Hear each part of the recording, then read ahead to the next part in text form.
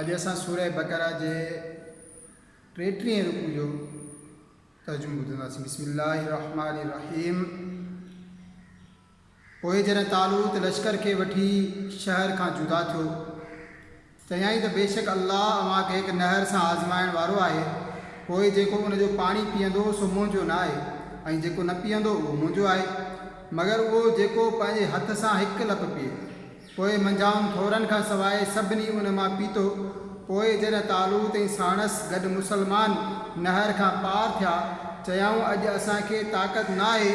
जालूत ऐं उनजे लश्करनि ते उन्हनि चयो, जिन खे अल्लाह सां मिलण जो यकीन हो, केतिरा भेरा थोरी जमात अल्लाह जे हुकुम सां घणे गिरोह ते ग़ालिब थी आहे, ऐं अल्लाह सब्र वारनि सां गॾु आहे।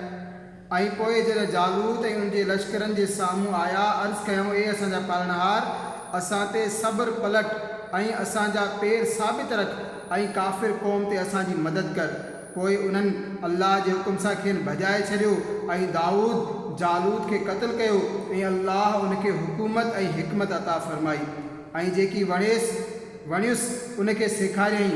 ऐं जेकर अल्लाह माण्हुनि में हिकिड़नि सां ॿियनि खे दफ़ा न करे त ज़रूरु ज़मीन तबाह थी वञे हा, पर अल्लाह सारे जहान ते फज़ल करण वारो आहे।